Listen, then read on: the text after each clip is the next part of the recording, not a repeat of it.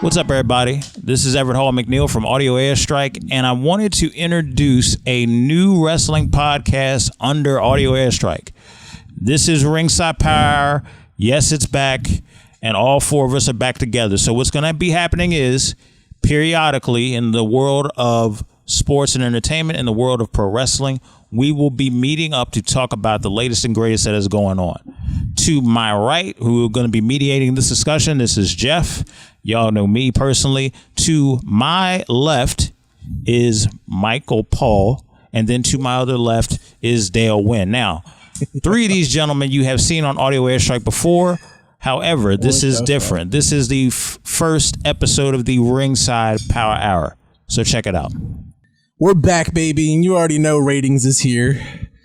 So, the first topic I really want to talk about is I want to talk about this new AEW, was it Fyter Fest? Is that what it's called? Fyter Fest. Yeah, Fyter Fest with a Y. I want to get your guys' opinion on it. Like, was it good? Was it bad? Let me give my first opinion on it. I want to hear it. Why the fuck was it on Saturday? That is the worst day to ever put a wrestling event on. First, there was a UFC on that was free on ESPN. I know people don't want to hear it, but most MMA fans are wrestling fans too. But if you got to choose between one or the other, if Dos Santos is fighting Nagano, you're watching that fight, man. So that already irked the shit out of me because I didn't watch the whole thing straight through. I watched it in clips because honestly, I'd rather watch the fights. I couldn't agree more. It was decent fights too. I see what you're saying, but here's the thing that you got to realize, right? So Saturdays, usually it's the weekend, everybody's off. I know Sundays are pay-per-view days. However, this was an event that was co-op between CEO and AEW, which is a fighting gaming organization. I get that, but do you understand that most Saturdays has always been reserved for boxing or MMA? Why do you want to try to take... Why compete for ratings? Because there was nothing on that Sunday. Especially when you're growing. Right. If you're new, your best maximum day to maximize viewers was Sunday because there was nothing. There's no NBA. There's no football, and most people don't watch baseball. Let's be honest. So you had a whole day and night of no competition. Well, you got to think they're also billing this as a smaller event. This isn't an all out. This isn't a double or nothing. Right, I get what you're saying, but it's not that big of an event. Then, if it was all out, it'd be on a Sunday. I'm pretty sure it's on a Sunday in August. At all, anyway. Like, why not get the maximum viewers you can get no matter what event it is? I get your point. On that. My thing is, I don't mind it being on Saturdays. I do mind, but I don't mind. I'm gonna give you both reasons why right now. The one reason I don't mind is because I've always wanted WWE pay-per-views and wrestling in general to be on Saturday. Reason why is because most motherfuckers got to go back to work on Monday. Most motherfuckers got to go back to school on Monday. So for me, Saturdays would always be the best. Yeah, but here's the reason why they don't do that, though. There's a reason, especially now, in today's entertainment, there's a big reason, and that's because fighting and sports alone takes over that. Exactly. You're not beating out UFC for ratings when it comes to a big card. If there's a Conor McGregor, there's a Dustin Poirier, a Max Holloway, those kind of guys on there, you're not going to beat it. It's just not going to happen. You know, even if it's Korean Zombie versus, what was it, Ian Kwala, whatever his name is. I can't remember his name, but he knocked him out. I don't think AEW is beating that in this current day and form. Maybe when wrestling gets hot again, maybe. See, I don't even think WWE would beat that. But why compete? But that's where WWE's always had it right, because why am I going to compete? Because think about this, okay? During the football season, college football is on Saturdays. Yep. You know why wrestling never puts anything on Saturday? They're not trying to compete with that. Which second highest in ratings every year? College football. There's a reason the NFL won't even take on college football. They won't hold a Saturday game until all the regular season games are over for the freaking NCAA. So why do it? So would you say this is a sign of a company building, not taking that into account? Because to me, that looks like a rookie mistake. I think it's a learning experience. Yeah, and I think it was rushed because they had such a good show on the first one. I understand they're trying to build on the Why the Flames Hot. I get that, but literally, if you waited 24 hours. You're competing against nothing. Yeah, it makes sense. I mean, I get it. I get from that perspective. I saw the whole event. Me personally, I think it was a decent event. Did it beat Double or Nothing? It's not even fair to compare because it is a smaller event in terms of scope. You think it beat Double or Nothing? I don't think it didn't beat Double or Nothing. The reason being is because it was smaller in scope and it wasn't promoted. I thought you said you thought it beat Double or Nothing. No, I don't think it. Let me rephrase that so it's clear. They never intended for it to be. It was always supposed to be small. It was always supposed to be small and something a collaboration with this. They build it as small too, right? But you know what though, Mike had some very valid points. You know when we were discussing this. Go ahead, Mike. Take it over. Let them know these valid points you had about this growing company. Which points were those that I was talking about earlier? You know what Eric Bischoff had said on his podcast about... Oh, Eric Bischoff's said on one of his podcasts on 83 Weeks, one of the episodes talking about AEW, that he thinks, you know, when people saying that AEW is going to take off and it's going to, you know, be able to fight with WWE right out of the gate, that's not going to be one of the things it's going to do. That it's going to take a couple years, 4 or 5 years to build, you know, a respectable sponsorship, a respectable platform that these advertisers are going to want to get behind, because no advertiser is going to want to back a product they haven't seen before. Right. And see what I did, right, is I basically came back and I was like, listen, this dude owns the Jaguars. He owns a soccer team. Like, he's already got sponsors. It's not him. Huh? It's his son. His son? Yeah, his son owns the AEW. Well, no, his father owns it. His son's president. Yeah, well, his son owns it. He's an investor, yes, but his son owns it. Owns AEW? Yeah. Huh. But his son is partner of the Jaguars and Man U too. So. Well, okay. So I mean, so my point's still kind of valid. Saying they don't have sponsorship is a lie. Right. I'm saying they can get sponsorships. Well, they already have it. TNT's already signed them. That's equity in the bank. Yeah. Huh. I mean, that is a great benefit to be on network television. Right. It's equity. But do you think it's a mistake that they're backing a product that's only had 2 shows? 3. It's been 3, right? Well, I think it's been 2. How does anything start out? It's best to get in while it starts out small before the equity becomes too great to capitalize off of. Well, I did hear that. I don't think AEW is getting any revenue from sponsorships. We for need their 4 first fucking couple years. mics, man. Yeah, they're not getting it right now because they're not on TNT. But if they wanted it with the equity they've built with the TNT contract, they'll get it. And I mean, honestly, do you need it? I guess your owner, I think they do. Your owner has more money than Donald Trump. I mean, it's all good and cool, but do you really want to invest that portion of your money into a company like that? They don't have to invest a quarter of that. Why invest it? When you can have somebody sponsor it. They don't have to invest even a quarter of that, man. You know how billionaires become billionaires? He's not a billionaire. They use other people's money. He's a multi-billionaire. Exactly. Do you think he became a multi-billionaire? Guess what? You know what AEW is going to be? It's going to be a write-off. Of course. They're going to want 3 years of a loss. This is standard business procedure. You're allowed to write off a loss for 3 years in any business. You don't think they know they want to write off AEW? So in other words, if AEW fails, which I don't think they're going to destroy WWE out the gate, especially not now. Not out the gate. No way. I think they might have a real fight on their hands. I don't care how much money the dude's got. But look at the threat. The threat of a wrestling organization that hasn't even started on TV yet has already forced changes. I agree. They've forced a lot of changes. Not only that, but there's now talent saying, hey, I want health insurance. I want, the benefits that these fucking guys are getting. Where's my benefits at? Here's the thing. I definitely listen to what you guys are saying. And what I'll tell you is this. There's great potential in AEW.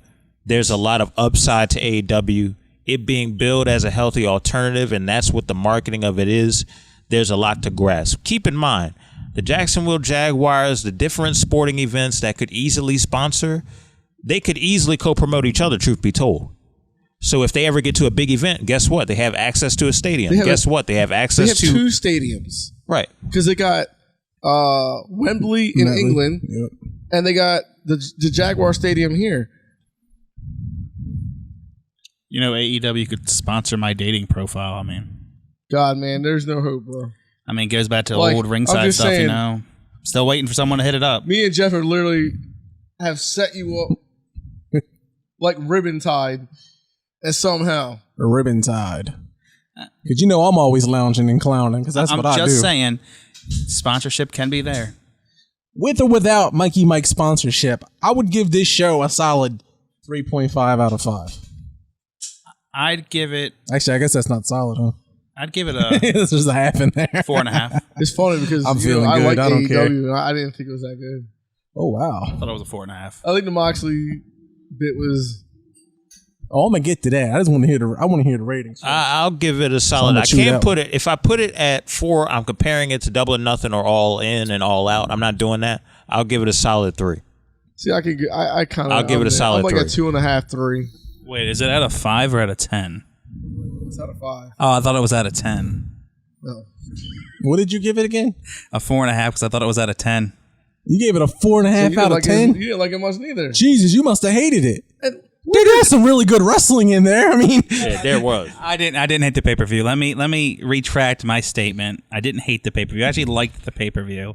And if it's out of 5, I'd say a 3.5. that man is sipping and tripping. I'm not tripping at all. I'm good. You did have a little something earlier. Little if I'm not mistaken. I ain't something. trying to snitch. so he's lost Nah, his space, that bro. little something. If y'all something they were gotta do. wondering- I'm thinking about the wise words of the samurai here and just trying to figure out how to get this girls in my life. You know. If you're wondering why Shave his that beard. cheeks are rosy and he's smiling so hard, tune in next time on Ringside Power Hour. But as of right now, I give it a 3.5, and I'm going to tell you why I give it a 3.5. I still got that terrible indie feel from it.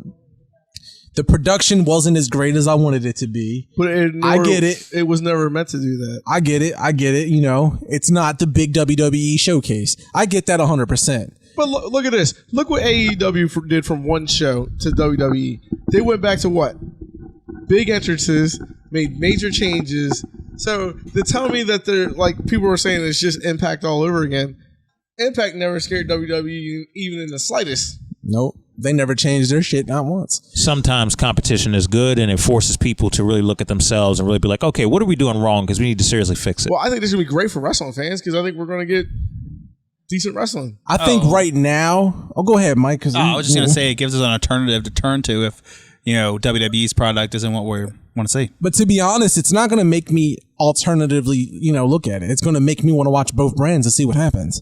That's what it's going to do. Which is It's good just going for to make wrestling fans. great again. I mean, that's literally what it's going to do. And I have that good vibe from it. I mean, it's already forcing changes. I mean, with WWE, they brought in Bischoff and Heyman. It's going to be What do good. you guys think about this Triple H shit? Well, look. Let me first of all let me start by saying this. The show was a 3.5 for me for 3 reasons. I thought it still had that terrible indie feel to it.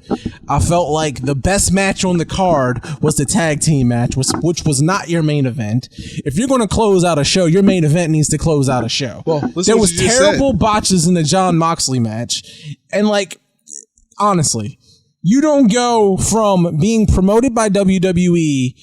And then shitting on them and then going and putting on 2-star matches. Seriously. Well, listen what you said. You said a tag team match was the best match of the evening. In my opinion. I mean, of course, that's my opinion. When in the last 10 years can you say that about WWE? NXT. The Revival versus the American Alpha. Matter of fact, the tag team that everybody thought weren't great wrestlers, Enzo and Cass, used to put on hell of fucking matches against the Revival themselves. I love Enzo and Cass. I don't know how. I don't know why. Well, I know why. I've been separated. This is a fucking idiot. I mean, I'm just saying, to me, your tag team match shouldn't be stealing your show. It shouldn't. In NXT, when the tag team match was great, they followed up. There was great matches to follow it.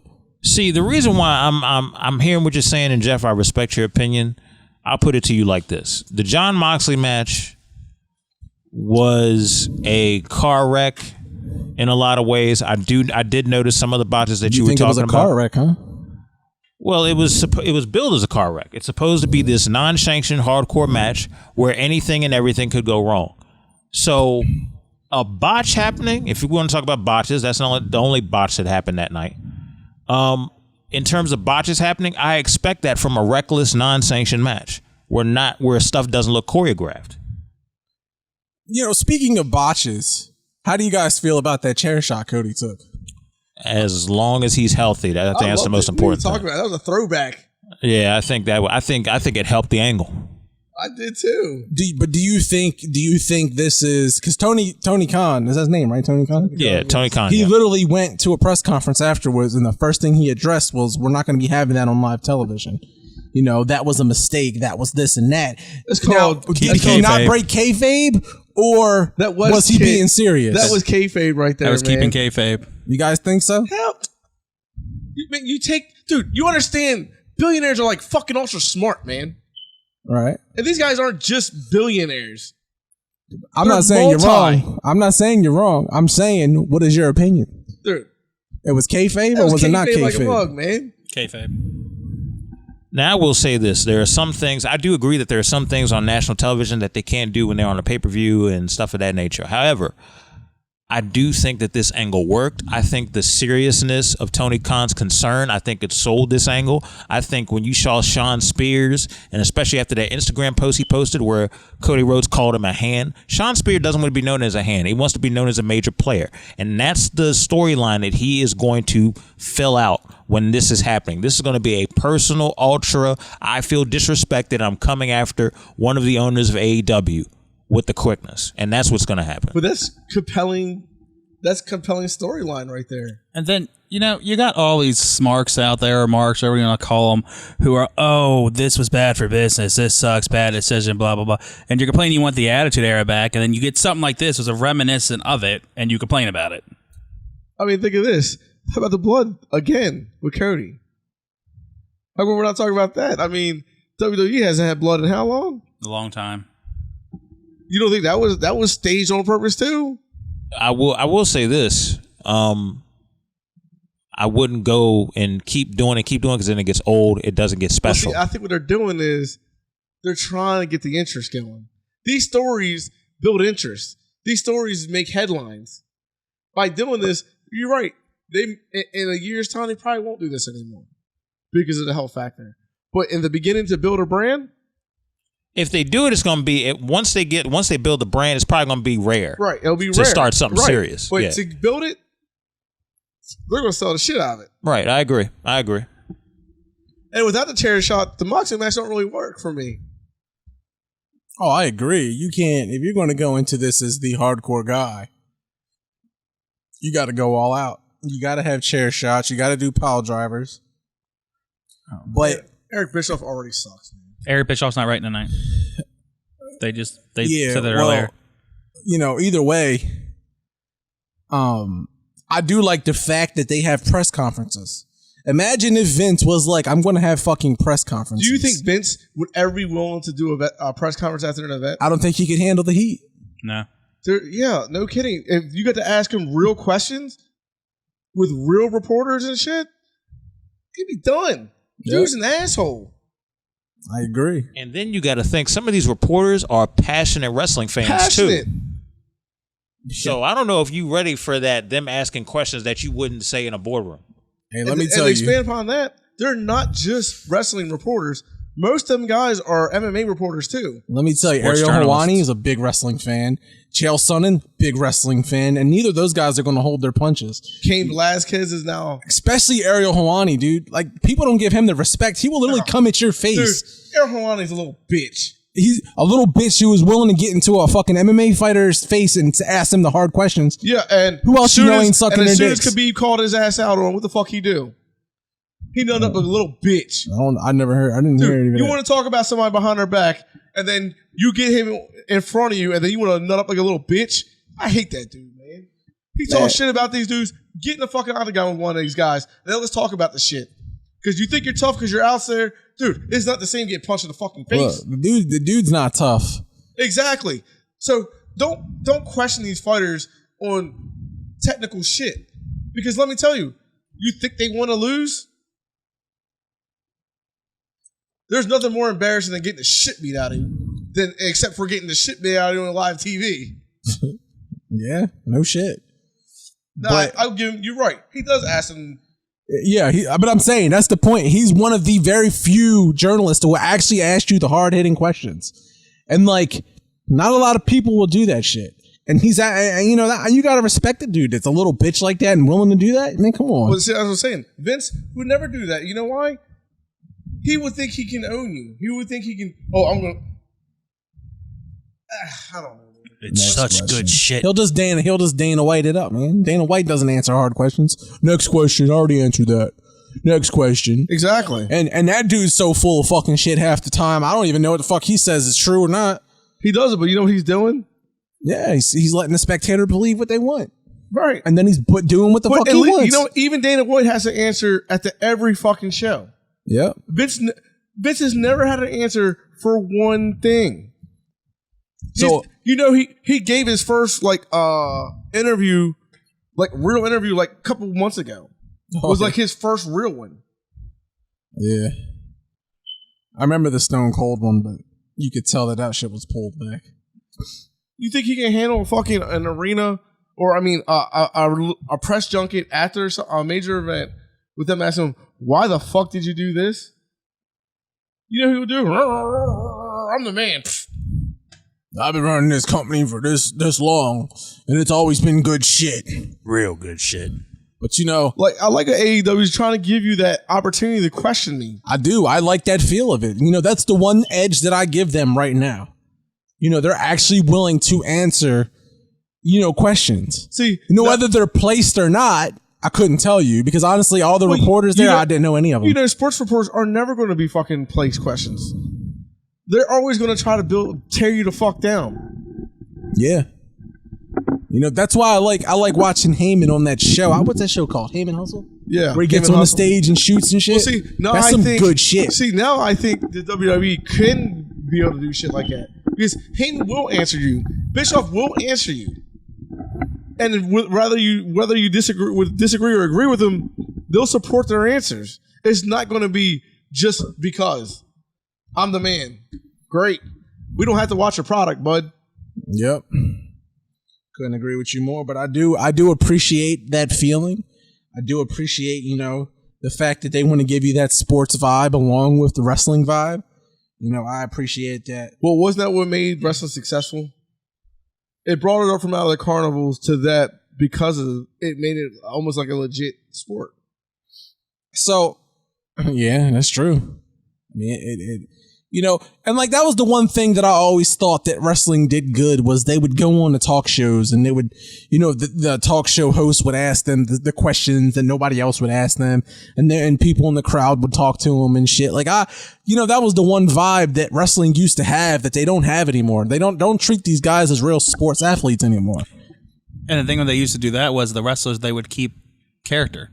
They wouldn't go out of it when they would go on these talk shows. That and I do agree that they're entertainers, but even fucking movie stars go and do talk shows. Yeah, exactly. You know what I mean? Like that's crazy. I mean, really, I heard the WWE was mainly one big thing. Yeah, John Cena leaving. Yep. I could go back further and say going public. Yeah, the public fucked them over. Well, I think the going to public is put.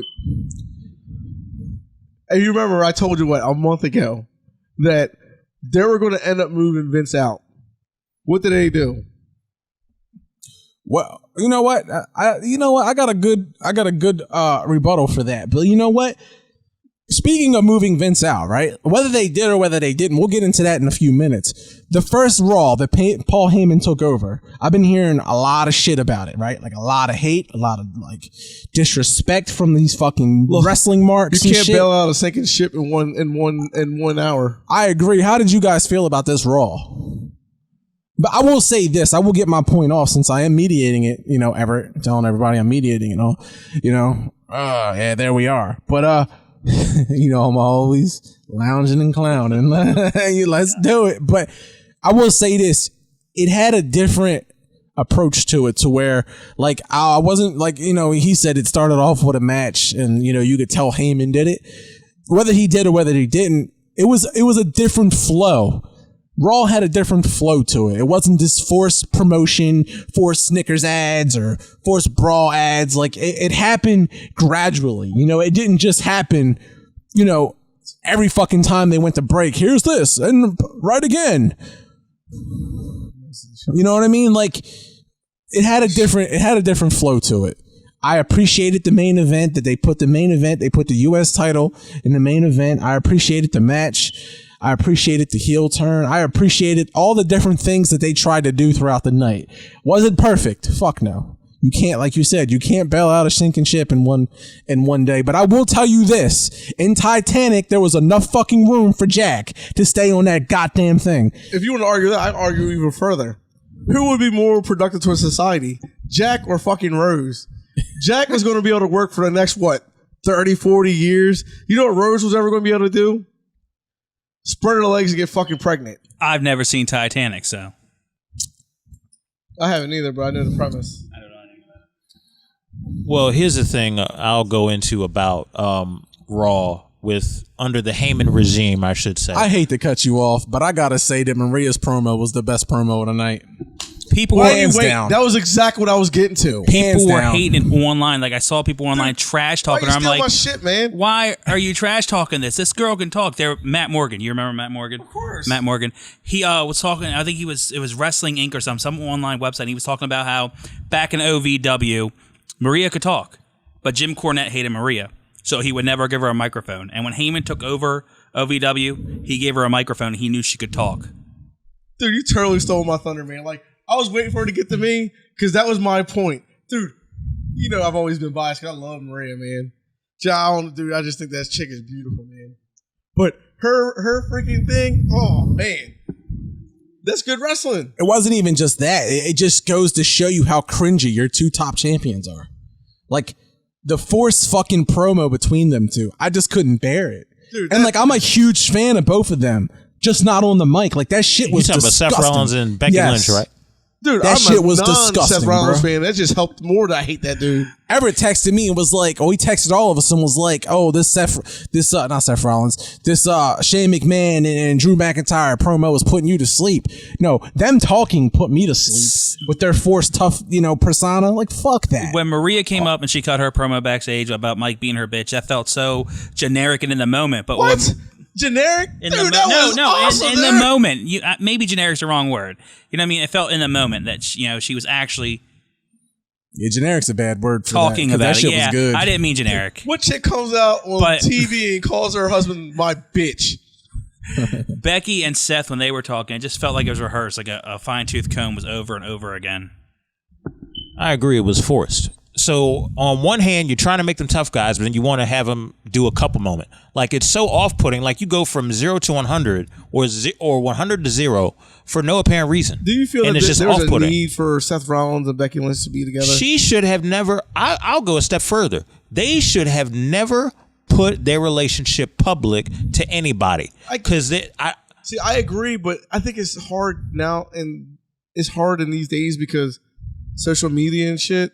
So it was going to come out. Yeah, but you don't see Andrade and Charlotte on SmackDown doing a whole bunch of stuff. They didn't need to put these two together in wrestling. Not at all. Becky Lynch is doing fine by herself. She doesn't need Seth Rollins. Seth Rollins needs to learn some fucking mic skills. They want to capitalize, and that's my problem. They want to capitalize off this cute couple, power couple. Let's have people dream about them being together, and let's capitalize and market off that. It doesn't work if it's forced and rehearsed. It never works. I don't care if they got a chemistry or not. It will never work if you are in an environment where it is forced. It's not going to work because I'm going to tell you the number one issue right now, right? On one hand, you got the baddest bitch on the planet that could fuck up any female in the locker room. And then on the other hand, you got Brock Lesnar who can fuck up any man in that locker room. These two just beat these two powerhouses of a fucking, being. And now they're on here talking. What the fuck was that? It was cringeworthy. That shit was so fucking cringy that you ain't putting a mouthpiece on these motherfuckers. It's ridiculous. Well, see, that was what I was going to get to. Dude, Seth Rollins, if he's ever going to be a main eventer, somebody please give him a fucking manager. He's got to have a mouthpiece. Please, He's got man. to. I'm sorry. First off, his voice just sounds so bitchy. And I want to throw out there, I'm a fan of both of them. I love Becky Lynch. I love Becky Lynch. I love Seth Rollins' in-ring work. I do think he lacks in performance, to be honest, but he has some really good in-ring work. Well, I think he can't Seth tell a story Rollins to save is a his life. botcher who hurts people, man. It's because he can't tell a story. He does not tell a story in that ring. And I think that's his number one lack. I would not put that dude at the top of my card. I'm sorry, and I'm a fan of him. You know what he would be good at? What he was? IC champ. I think he'd be a great IC champ until he learned what he needed to learn. I mean, his mic skills are atrocious. Give him Jim Cornette. Dude, I would love for the WWE bring Cornette back. Cornette was great. That's never happening. Maybe in 5 Heyman years. and Cornette still like each other. Do they though? Like they cuss each other out a lot. Yeah, but that's how they. That's just like with, think of this, Jeff. They're like how me and Mitch were. We cuss each other out every second of the day. Doesn't mean we didn't like each other. That's the same thing with Bruce Pritchard and Eric Bischoff. Well, see, I didn't like the Bischoff hire. I think he's been a failure. I don't think he was everywhere a around. failure. He came in the WCW when that thing was sinking. It was number 2 to WWE, if you could consider it that. And then, he takes his sinking ship and he just transcends it in front of WWE. Not really. He had Hulk 83 weeks in front of WWE speaks. He had the top guy in wrestling history. And he turned him heel. And that's what started off. But who orchestrated that? Yeah, that somebody's got to like the match. You know what I'm saying? I'm not knocking him for what he did that was good. Oh, Bischoff and Turner took it to Vince. Bishop he definitely took it to him. Bishop always ends up doing the same bad shit. You turned Captain America heel, like legit, and that transcended your company, right? Then you let all these fucking wrestlers have all these politics in the back is what ruined your company. And not only that, they had so many main eventers, they're like, throw them with the NWO. Throw them with the Wolfpack. Throw them with, they didn't know what to do with all these people. You gotta understand the TNT, Turner broadcast, they never really, wrestling was never a priority. What it was he just wanted to fuck with Vince. I mean, Ted Turner was a wrestling fan and he saw an opportunity, so. And he made money both ways. I mean, but with that being said, do you guys think that this Raw was good? Do you think it was a step in the right direction? Do you think this Raw was trash? Well, I think getting rid of the authority figure, which is a Heyman move, dude, to me, that shit played out in 1998. Why they keep dusting that shit on bringing it back, I'll never have a clue. I think it's a move in the right direction. I still think the show sucked. They had moments, but overall, I mean, it's still. I'd rather watch it in clips. I think it was better than the last Raw I've ever seen, which was a while ago. I mean, it kept me intrigued. I turned it on just to see what was going to happen, and it caught my attention off the bat. I mean, less commercial breaks made it better. The Maria thing was great. The promo by Maria was great, and the whole pregnant thing took me back to the old ECW days with Tommy Dreamer and Beulah McGillicuddy. Right. That's what made me feel very Heyman-esque. All right, so here's a couple things that I think that this was a good step in the right direction. I do think it was a good step in the right direction. However, I do think the 2 out of 3 falls and the 2 falls being too quickly, that hurts a wrestling match. I'd rather see a full-length match, 1 fall, than doing these 2 or 3 falls and they're not wrestling during commercial breaks. That's something that's got to change. Because if you look at the minutes, it's not that much. You're right. That's why I don't like. I've never like 2 out of 3 falls on Raw or SmackDown because what you just said, they make the first fall like within 10 seconds. Yeah, there's no storytelling going on there. Not only that, why is this? This is a main event type of stipulation. Why is this being thrown in here at the top of the hour? Like, what does this feud mean that they're having a 3 for all, the 3 fucking whatever, 2 out of 3 falls, 2 out of 3 falls match? Like, what is this point? Why are you doing this? I saw something somewhere about the 3 out of falls match or 2 out of 3 falls match, and it doesn't make sense. It was something about Vince wants to do a 2 out of 3 falls match to have more wrestling for the first 2 falls, cut to a commercial break, then have the 3rd fall. It just doesn't make sense. So I don't know how much truth is to it. With XFL, wait till he loses that. Yeah, I mean, I don't know. Like, I think for one, with the whole Maria thing, I think it's going to get her husband over. And I'm saying that. I'm saying that vaguely because that's the angle they're hitting. That's her husband. They don't want you to know his name. Even though we know his name, they don't want you to know his name. That's her husband. That's the angle they're running. She wants a real man. They're going to bring out a real man in him, and then he's going to show you how good he really is, because in the indies, that dude could put on a real good show. Right, and like you said, the angles to get him over, and then everybody, that's complaining, it's like, oh, this is burying him. And it's not. You just don't understand how it works. Nope. It's called storytelling, right? Exactly. Is that what wrestling was supposed to be? Under Vince, you're like, yeah, this is not going somewhere. With Paul Heyman, you're like, yeah, he's about to work an angle into this, and it's about to be legit. So, I think it's a good step, man. I really do. I think it's a good step. It was a good flow to the show. I think Heyman didn't exactly take over the whole show. I think he just adjusted some minor things here and there. So I don't think we really got to see what Heyman's up against yet, or what he's about to throw out there just yet. But I definitely think it was a good step. Yeah, I still feel like Vince is in the background, But speaking of background and not, Triple H stepping down from the main roster as executive president. What y'all think of that? I mean, if I'm Triple H, I don't want anybody else, taking control of NXT. I don't want anybody to harm anything that I created. Kevin Dunn or whoever, hypothetically speaking, takes control of it, could take it any which way. Triple H worked hard to build a brand with that. I agree. I mean, I think it's just going to make NXT even better. He's going to have more time to invest into NXT in the UK and all of this other stuff, and there's not going to be another head turning. You know what I mean? It's just going to be Paul Heyman, Vince McMahon. Eric Bischoff, Vince McMahon. It's not going to be Triple H here, Triple H there, in one ear and one out the ear. I'm sure he's going to have a minor role. But I do think, from a technical standpoint, having too many heads in the kitchen is going to have one fucked up stew.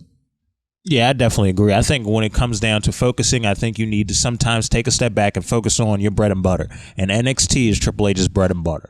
So if this makes the whole entire product better from a talent standpoint, from a storytelling standpoint, and NXT is the bread and butter brand, so be it. Let that man do what he does. I agree. I couldn't agree more. I think it's going to bring better competition from NXT. If people start comparing their minor league shit to AEW, that's only going to look good on WWE's part. Not to mention their UK stuff, their tournaments that they put on every year. I mean, come on, Triple H is doing it up. Look, I'm not going to toot my own horn, which I am, because you remember this conversation a month ago. What was the thing I said was going to happen? I'm a motherfucking psychic, right? I told you the board was going to fucking step in. You doubted me. Look what's happened. The board is not going to lose fucking money, man.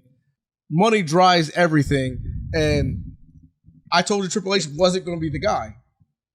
He was never... No board is going to allow that man to run a company. I'm sorry.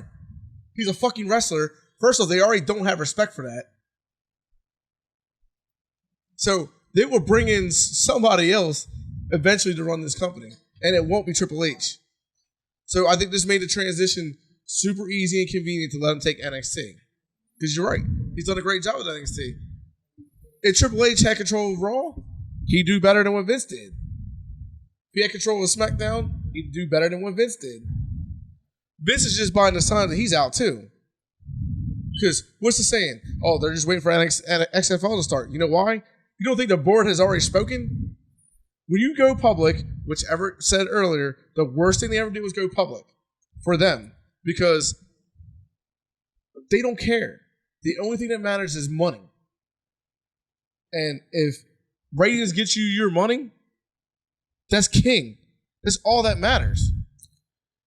So do you 100% think this is the board? Or let me present this to you. Do you think that, Vince is giving us the illusion that he's not in charge? No, he's not in charge. That's what I've been trying to drive at. He hasn't been in charge for a while. Once you've gone public, you're not good. You're no longer in charge, man. Here's what happened. They went public. They did a couple good things. They were like, okay. As soon as the ratings start going down, you know what the first thing they started asking Vince? Yo, what's up? We ain't making my money. I don't fucking care about wrestling. Wrestling is a means to an end. My end is money, and you're losing that shit. Guess what? We have moved out many CEOs of companies they started. Elon Musk, who, by the way, created 3 multi-billion-dollar companies. What has Vince done? He hit a billionaire status once. He's already out. He's already lost that. XFL's cost him what? 50% of WWE, right? I'm unsure the numbers. It's pretty high, right? Well, I thought he didn't use any of the WWE to get it to fund the XFL. He started Alpha Entertainment or something. Yeah, but remember he kept selling all stock. Oh, okay. To bank it. I got you. So everybody's looking at this as like it was a wrestling move. This shit wasn't a wrestling move. This was a business move. So you don't think this is him, investing in XFL, putting his time into XFL? You know it's going to fail, right? Bringing it. I'm 100% sure it's going to fail. Here's what the NFL has done to every other competitor. They have literally smashed them all. Do you think an XFL 2.0 will be able to do anything different? Until you can draft players from college that are legit stars, you're never competing. I don't think he has the money to compete. You can't offer these stars. You think? See, Vince. I think Vince is a smart guy, or he was a smart guy. Don't get me wrong; he's done great for the industry. But I think Vince kind of started buying into his own hype, like Trump. I think Vince started buying into that he really is super smart, and I can build a winner anywhere, and I'm uber rich. But really, compared to a normal people, yeah, he's fucking rich. Compared to corporations, he's nothing. He's just another guy. Start to believe in his own character. Well, yeah, he's been playing the same character for the past 20 plus years. Right. So you think that Heyman and Bischoff actually have control? Yeah, I do. But I think they're just a stopgap. Dude, the board wants to make money. If they have a threat on the horizon and they read all the fans are mad because it's creative, guess what? Let's make a move. See how that works. If that don't work, guess what? We'll bring another guy in that'll make this work. They'll bring Cody Rhodes in if they have to. I doubt it's going to be that. I doubt they're going to bring him in due to obvious situations. However, I do agree with you talking about why this move is made. I do agree with you the fact that Heyman is changing things slowly but surely. Bischoff is changing things. It remains to be seen what he's doing, but we have to see his scheme. We're kind of more familiar with the Heyman scheme of things than the Bischoff scheme of things. So we have to take time and really dissect and really look at, okay, what are they doing the first 4 weeks, the first 8 weeks, the first month and a half, for the first 9 months? Let's see what that looks like. I think it's 6 months. I think you're going to be people are going to be willing to give them 6 months because I know everybody we're in an era of entertain me right this second, but most wrestling fans know that look, it's going to take about 6 months for Heyman and Bischoff to really get their agenda across, what they're trying to do. And then you also have to think about this, right? You have to get everybody on board with what's going on because remember, months ago, we heard that talent was unhappy, creative writers were unhappy, and a lot of people were unhappy in WWE. People were venting on Twitter, for God's sakes. So when you have that going on, it's easy for a top superstar like Seth Rollins to sit over there and try to rally the troops or send shots at people that don't necessarily like things in the company. You're the Universal Champion. You have a girlfriend that is the women's champion. You have a lot. You are a part of storylines. It may not be the best, but you are in the mix in the main event picture. It's easy for you to say that. But if I ask EC3, if I ask Sasha Banks, somebody who is not in those positions currently right now, and somebody who was complaining not too long ago, then it's a different story. So everybody has to get on board and everybody has to buy in, no pun intended, to what's going on. But it kind of looks like the wrestlers are doing that because they are signing extensions, which I would say 2 months ago before the changes started happening, these are extensions they wouldn't have signed. Yeah, I definitely agree with that. Well, what about Sasha Banks, reportedly getting this real big contract? Well, if you're She WWE, still hasn't signed. if you're WWE, you're the board. Sasha Banks is known as one of their premier female freaking performers. It's a no-brainer. You don't think she is? No, it's not that. I think she's a good performer, but Good? I mean, she took her ball and left. I lost my WrestleMania match. Now I don't want to perform That's not anymore. what she was mad about. That's what I got the assumption and what What she was mad about was her and Bayley lobbied for these titles for months, if not years. They were supposed to win that match at WrestleMania. Vince comes in day of and changes the shit with no direction. What have the Iconics done since then? I mean, you can't blame that on Iconics, though. That's on booking and I'm creative. not blaming the Iconics. But the thing But with I'm Bayley and saying- Sasha, they're both two talented individuals that in their own right does not need to be a tag team. As where the Iconics are a tag team pair. But they're friends and they've always wanted to do this. But still, they can help the women's division as Yeah, but single wouldn't- superstars. You don't think they would establish the championship if they would have held it for months? they could have helped. I feel they could have helped the women's division singly. you That's know where how the they were being used? Iconics, they were a team. They've been a team. So you understand the reason why they went to being a tag team is neither one of them were being used on the main roster. I still don't think that she should have just took her Why not? ball and left. I mean, I think that was the best move she could make. I She don't didn't say think so. anything. She still hasn't taken her ball and left, though. You know what I mean, this though? this is still up for discussion. she just walked out of. But did she say anything? Did she talk shit about it? But this is what I present to you. Why is it okay for Jon Moxley to do it? But Jon Moxley didn't walk out. Jon Moxley, did what they handed him. He didn't complain about it until he left. Well, is it fair that WWE could buy out your contract and you're done? And then try to make you sign a no-compete? I mean, that's everywhere you go. It's no Okay, compete. but is that fair? So you're going to complain because an employee did the only thing they could do to get their voice heard. But since you feel like she's just an employee, she doesn't have that right?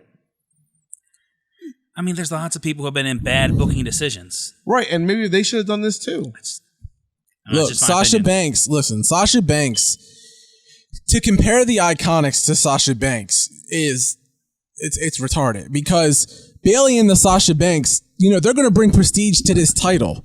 Honestly, I haven't been watching wrestling a long time, so I don't know how long they even held the belts. Less than a month. But I think they're the smart decision to put the belts on first. Less than 1 month. It was less than a month? Yes. That's ridiculous. I'm not sitting here saying the Iconics should not have won these titles.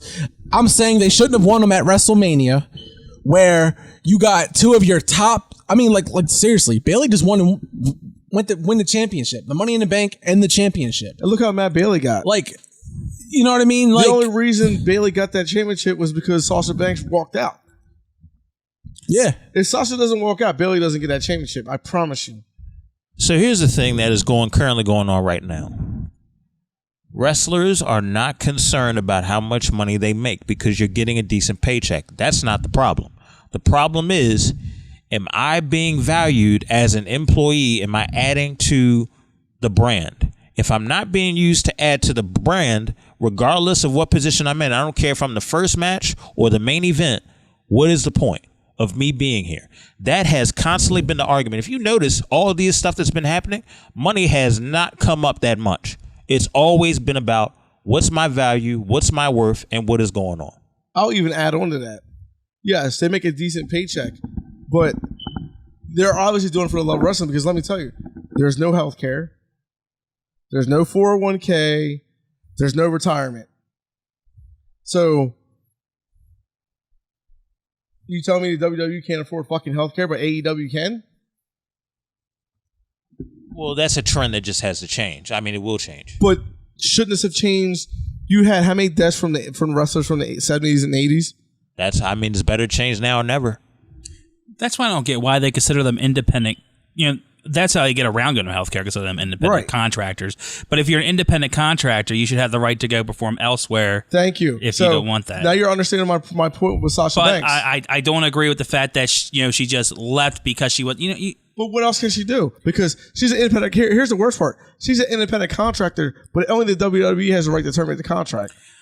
Is that really an independent contractor? we don't know the backstage going. Who's to say they didn't have something else planned for Sasha after the loss? Because they hadn't had nothing planned for the last 3 years. I don't know. But I mean, you just still answered my question. That If you're an independent contractor but only the owner or who you're working for has the right to terminate the contract, are you really an independent contractor? No.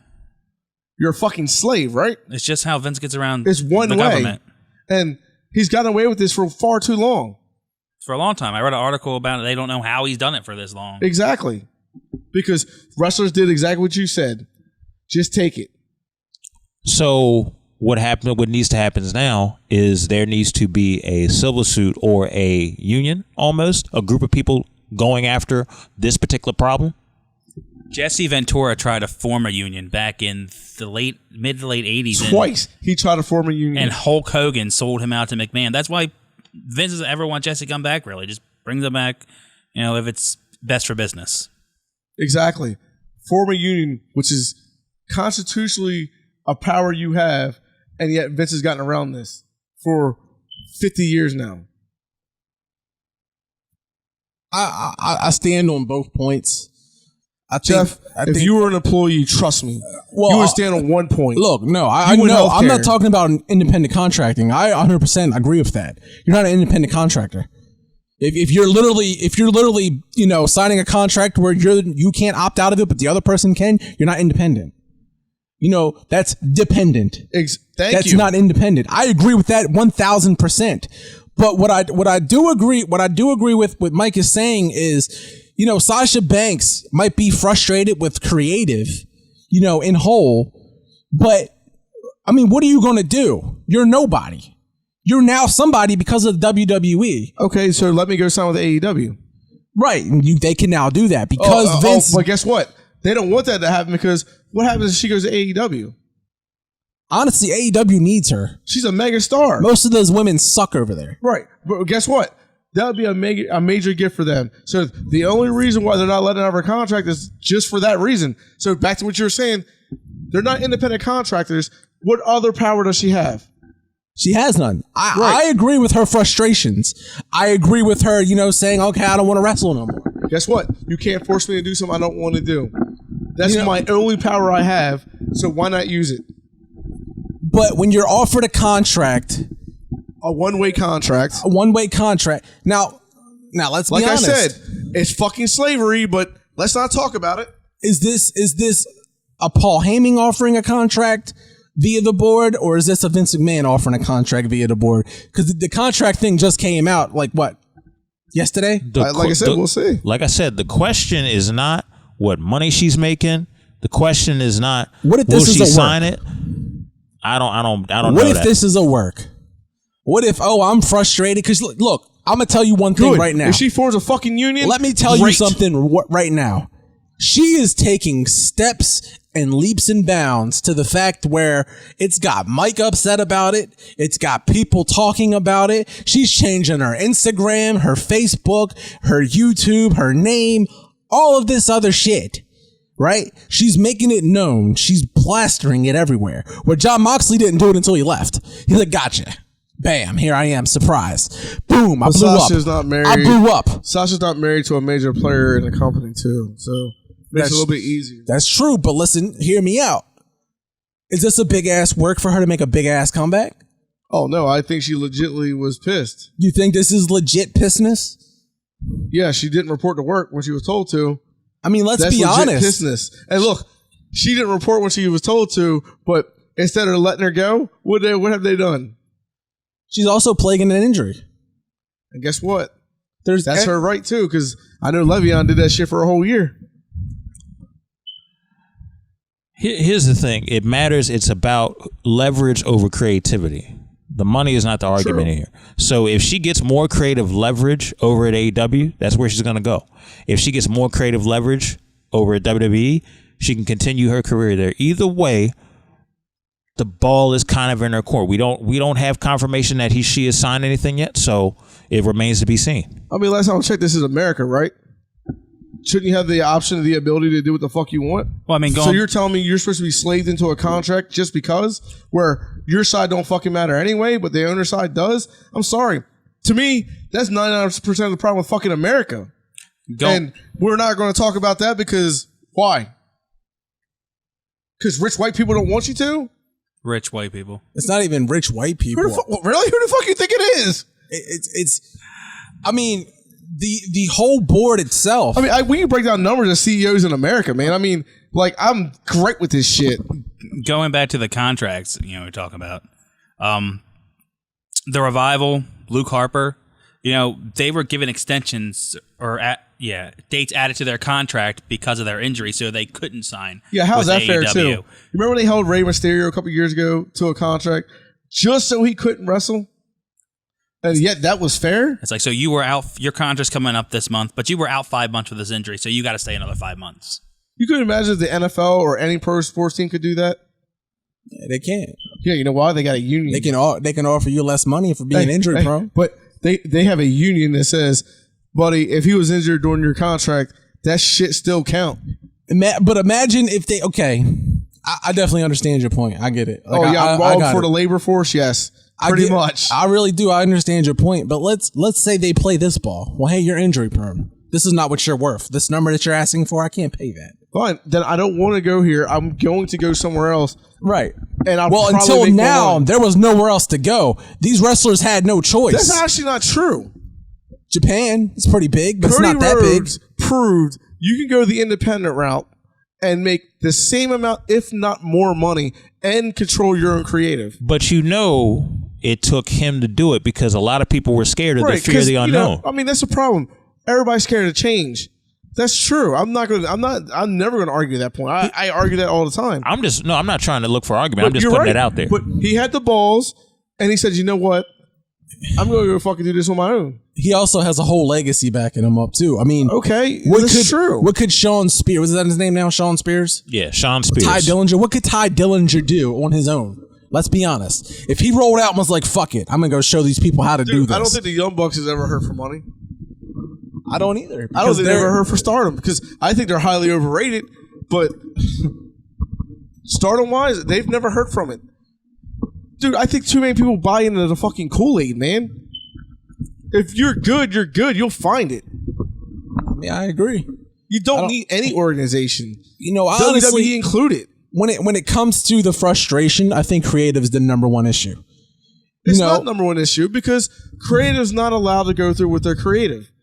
If Vince is coming in day of WrestleMania is a goddamn Super Bowl of wrestling, right? Yep. If he could come in day of and basically just wipe out months of what you just did, is it creative or is it you?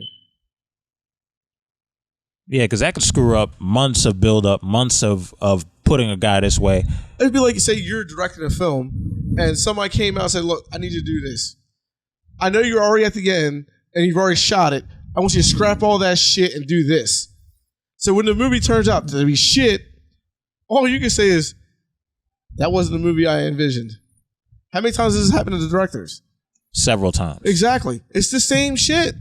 It's always been with major studios, and people will sit there and be like, what the heck is going on with this ending? So substitute major studio for Vince McMahon.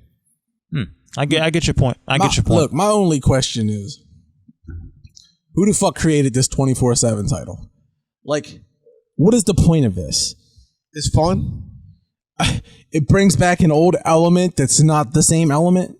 It's kind of fun though. It's kind of like it's amusing. Look, it's not great. It's not great wrestling or anything like that. I'll be honest. It has moments. It has moments, but eventually it's going to get old quick. And I totally disagree. Like, if it lasts more than 2 more months, I'd be shocked.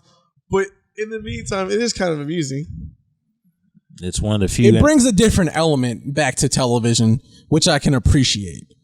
But you're not even giving us. See, I'll even disagree. I don't even think that championship was ever made for television. You think it was like a gimmick title? I think it's always been made for social media. Because it does. If you look at the views on clips, it does great, man. So I don't ever think it was ever actually made for the as TV. An actual title. Yeah, I just think it's been made just to get you short videos. I mean, if that's what it was meant for, fuck it. I tell you, R-Truth is really filling that Crash Holly role, though. Yes. R-Truth's underrated. You know what I mean? I seriously think he 50-some years old, in amazing shape, and can still fucking move. And he looks 20 years young. Underutilized his whole career. What was it, K-Swiss before? K-Quick. Dude, this dude's been an amazing athlete for 20 years. he got one major run. Yep. You know how many wrestlers aren't even near his athletic ability, but they are the right skin color and they got run. Or maybe the right family like Roman Reigns. Roman Reigns gets pumped up because I went to Georgia Tech. A, Georgia Tech wasn't good. B, he wasn't a starter and he wasn't good. Baron Corbin actually made it to the fucking NFL, was a legit Golden Gloves guy, but Roman Reigns is Vince's guy.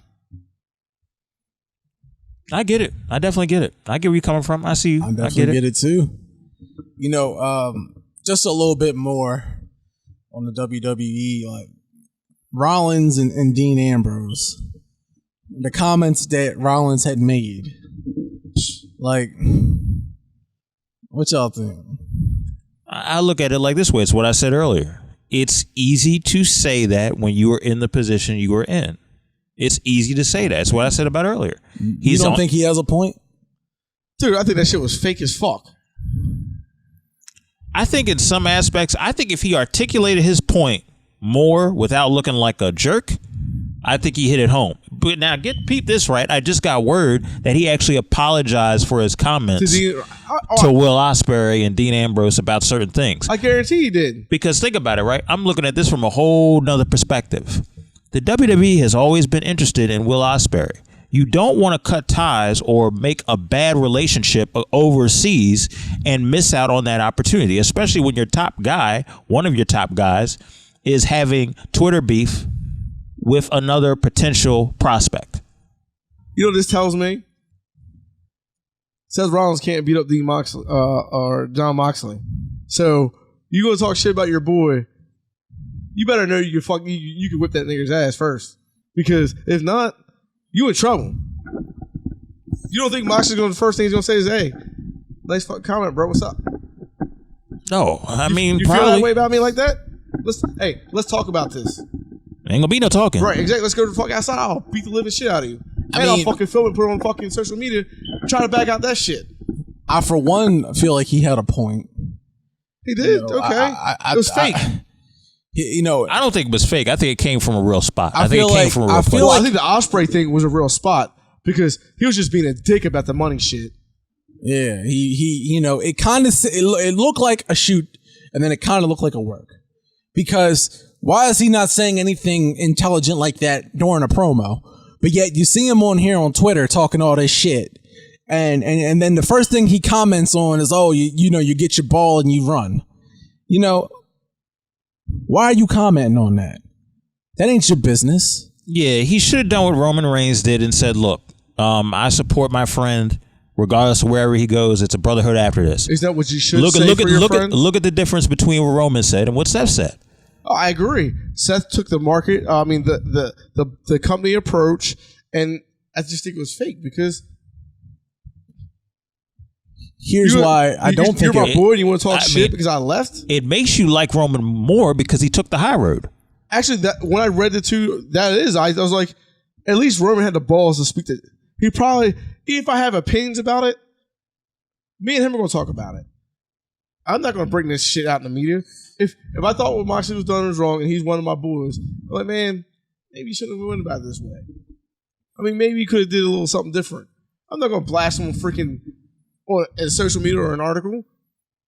But do you don't think it was calculated? The fact that he waited for it, another show to come up for him to mention it and shit.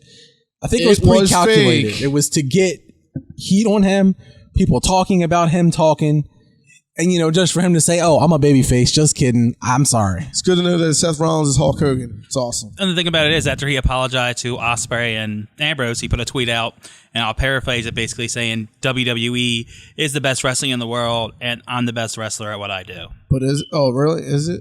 He's just believing his own hype. He's delusional. He's a good wrestler. He's not the best. He's not even good. So he doubled down on his stance about WWE, basically. Okay. Like I said, company line. I think he's good. I think he lacks in performance. And when I say performance, is he doesn't tell a right story. He doesn't tell that story. People? I think he goes for broke every time, and you that's just not the way to have a match. It also is a career. I mean, also shortens your career. You go for broke every single night, especially with that schedule. That and the people you're wrestling is bad for them. I mean, wasn't he the one who put Sting out of commission like once for all? He retired Sting. Yeah, but we all thanked him for that. Like No, we didn't. No, we didn't. Besides Everett, because Everett he can't get over it. But I think we all thanked him for But that. I agree with everyone on that part. Sting had a legendary career. Despite I never thought he was good, And Sting could tell a story. but to have his career end because yeah, of a guy like that, Sting could tell a story. Somebody else's. Stop playing with me today. He was great for that. Don't get me started with this shit. Like, Jesus Christ. What is Bret Hart always contended about his career? Regardless if you think I was a good wrestler, great wrestler, bad wrestler, I never hurt anybody. Yeah. Never hurt nobody. And, back to, Rollins hurting, Sting, like whether we enjoyed it or we didn't, the fact of the matter is Sting shouldn't have been in there.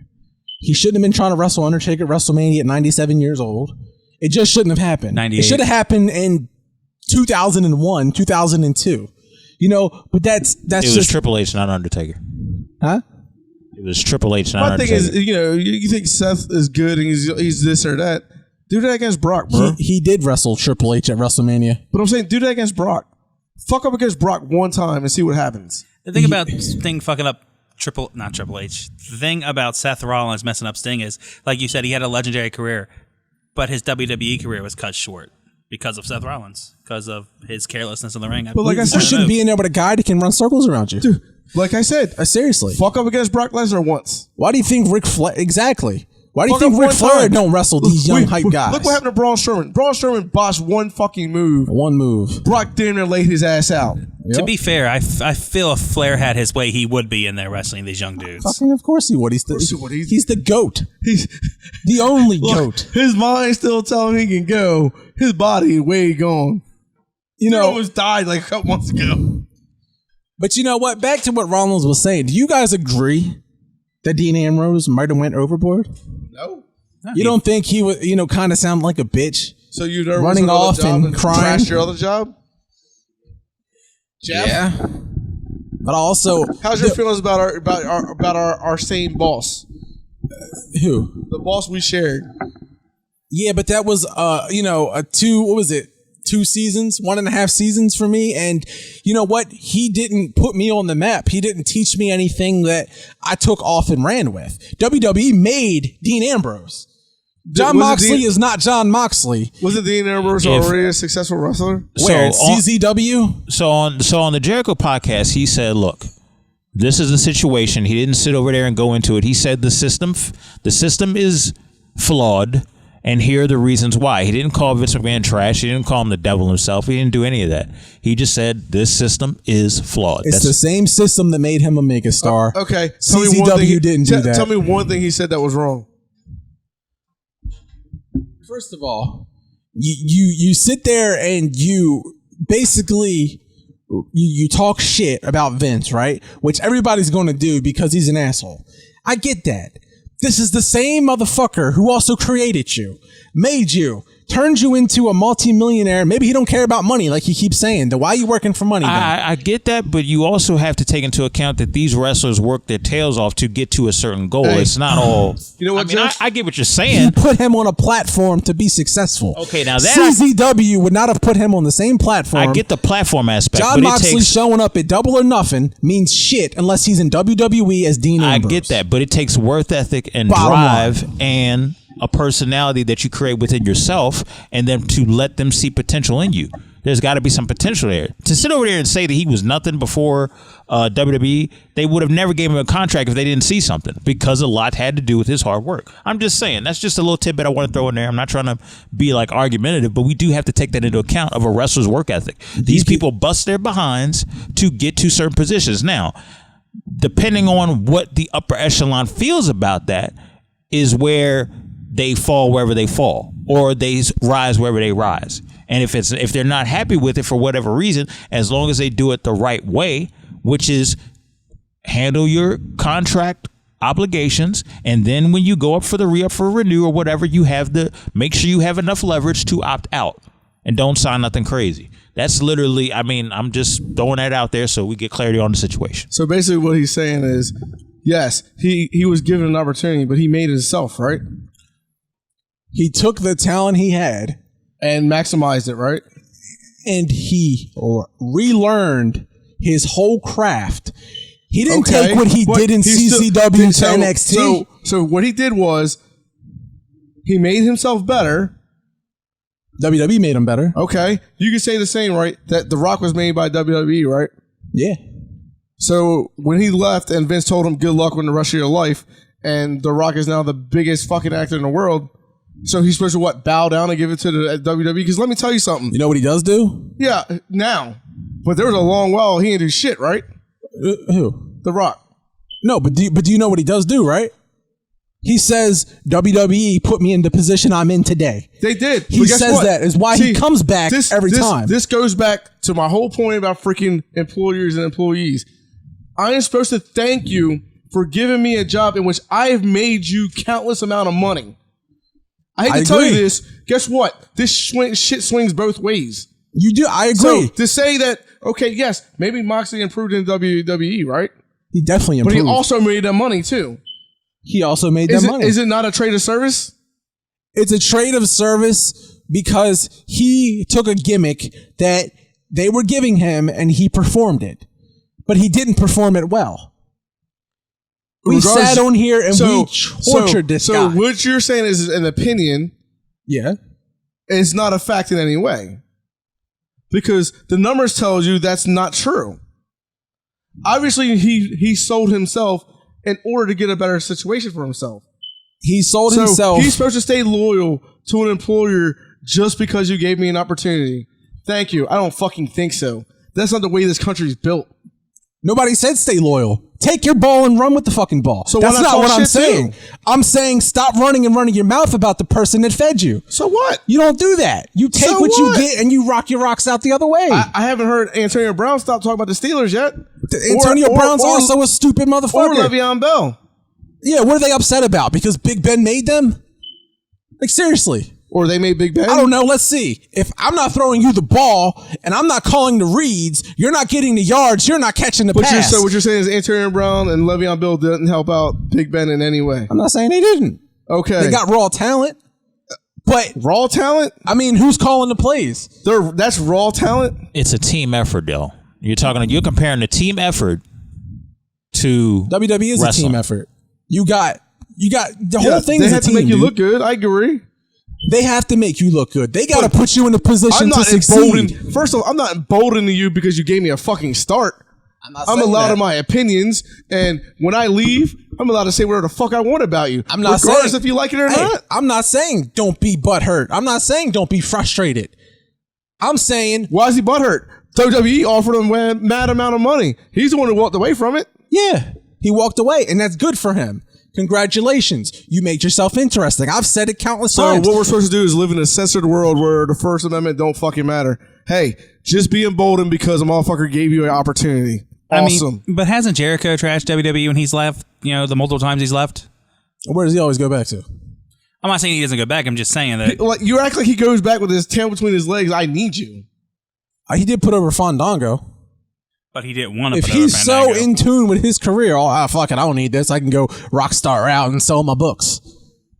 Right? Yeah, he's done that though, right? He has enough leverage. He's basically he's at but AEW right now. Respected and gave, Vince McMahon the respect of like, okay, you want this guy? I'm gonna make this guy look the best you can do. And he tried to put Fandango over, and he did that for Vince because Vince made his career. So with everything he was doing in WCW, he was getting buried, and he had good What are you shit. talking about? That division was the best division in WCW, man. To us, it wasn't promoted to be the best division. Come Man, on, Dale. They were burying Look, them fucking that's just small like saying guys. Brock Lesnar owes everything to Vince McMahon too. He doesn't. Because last time I checked, Brock did that shit on his own too. Brock branched off, said nothing, became a UFC World Heavyweight Champion. But should he have just sat there and thanked? No, because I'm not saying Brock thank him. talks shit. When Brock first went to the Vikings, he was talking shit. He was. So where'd that get him? So what you supposed to do? Kiss Vince's ass because you gave me an opportunity? I made you money, bitch. That's a fair trade. He came I can back. talk whatever I want. He still came back. Well, when a guy offers you billions of dollars, guess what? On my terms, you're right. I will come back. Look, all I'm saying is this. They owe Vince nothing. But hasn't everybody who's left WWE at one point talked bad about him? Macho Man, Hogan, Hart. Hart has a reason to, though, but Bret Hart beat the dog shit out of him. Everybody who wants to be a real tough guy that's not is going to talk shit when they're not made to look like a tough guy. The bottom line is this. You're an entertainer. Brock's a tough guy. He talks shit. All these people talked mad shit because Hogan was in the spotlight, but there was nobody else coming out having the fucking fans jump out throwing fucking shit in the arena. As much as I dislike and hate Hulk Hogan, he was the main player. I don't disagree with any of that. Hogan is wrestling. Right, but his comment wasn't Macho Man upset and yada yada yada. Macho Man was a great talent, a great mic skills, everything. Yeah. But Hogan was way more over. It's undisputable. Of course you're going to put the belt on that guy. Of course you're going to build the company around that guy. He was selling out so much shit. Look, this is how popular Hulk Hogan was. He went to another company, turned heel, and put them on the map for 83 weeks. I mean, the thing about Hulk Hogan, this goes back to you talking about Vince changing scripts on WrestleMania Day, was when, Yokozuna and Bret Hart were in the main event, and Vince changes the script that day to Hogan's going to pin Hart pin Yokozuna after Yoko pins Bret. And you want to talk about such a great guy. You remember when they went to that steroid trial and Vince basically buried Hulk Hogan? He's an awesome guy, bro. That's the guy you need to show your loyalty to. What kind of man leaves his woman and then goes and talks shit about the company she works for? Vince McMahon. He's out of contract, and that should not fall on her. Vince McMahon's an old, bitter bastard. Okay? That dude is old and nuts. Well, we're definitely not getting the steroids WWE. I'm talking well before this. Vince McMahon is fucked up. I'm talking in the late 80s, early 90s. He literally sold out every fucking body to save himself. Have you ever seen any interview ever of anybody that ever talks about Vince? They say that dude's nuts. You go in there and you talk to him, and he literally talks to himself at you. Because How the it's fuck good can you shit. take any of that? Like, seriously. The dude's an old steroid up bastard. Dude, I don't think you owe anybody anything in life. I mean, we know Vince a dick, so I mean, it goes back to what you said. But you go, I'm going to go bash this company that literally put me on the map. But it's free speech. I can bash it when I fucking want to. That's fine. But why fuck up where your wife works? Why fuck up when if this company falls apart, where are you going to go? I hope she leaves. She probably is. And it actually would be good for her. Her talents are being wasted on Corey Graves and that other motherfucker and some other piece of crap. Tom Phillips? Is that his name? Is that his name? Is that the new Michael Cole? You know what I'm talking about? That white dude. That white dude they just threw out there. She commentates with Corey Graves and Michael Cole. Yeah, but who's the other dude? You know, the white dude they brought out there. Tom Phillips and Byron Saxton. Yeah, that's good stuff. They're great announcers. That's good shit. Real good. Look, just because they got a brown announcer don't mean we got to hate on it. Booker T was brown. He was an announcer. Tom Phillips. That dude is terrible. Oh, Tom Phillips. I mean, he sounds like he should be, announcing for baseball. But all right, since Everett's trying to rush this, let's get this to the point. Do you guys think that Hulk Hogan was a bad performer? I think he was awesome. I think Hulk Hogan was a bad wrestler, but a good performer. Well said. Terrible wrestler, awesome performer. I'll put it to you like this. I think he was lazy as a wrestler because when you look at him and what he did with the Great Muta and then you look at what he did with everybody else, it's not the same. In terms of storytelling, that's where he excelled at. That's my opinion. He couldn't wrestle, but he could have the crowd eating out of your hands, like saying your vitamins, eating your pears, whatever his spiel was. He could have 90,000 people or whatever on their feet chanting for Hulkamania. So, I mean, that says something. Look, as much as I hate Hulk Hogan, he might be the top 10 best performer of all time. He's number 1 performer of all time in wrestling. You're putting him over Rick? Performer? Yes. Ooh, Rick was a performer. Roddy Piper was a performer. Rick couldn't do what Hogan did. That's pretty strong words, You know man. how much I love Ric Flair. That's pretty strong words, man. Rick couldn't do what Hogan could do. Well, like Mike said, Hogan would have all 90,000 people just eating this shit up. Ultimate Warrior, terrible wrestler, man. Terrible wrestler. But performance-wise, dude didn't even have to talk. Ultimate Warrior. I mean, come on. That's why they were the main event. They couldn't wrestle, but these larger-than-life personas is what the fans wanted to see. Dude, he was super coked out, bro. Of course. They're all coked out. Dude, Not I no think more. Ultimate Warrior took the extra dosage. Extra dish of that rocket feel. But you know what? With that being said, Coke or no Coke, WrestleMania or no WrestleMania, the controversy is in. We done said what we had to say. We done told you what you didn't want to fucking hear. And we are leaving this with a fuck you, have a nice day. Brother.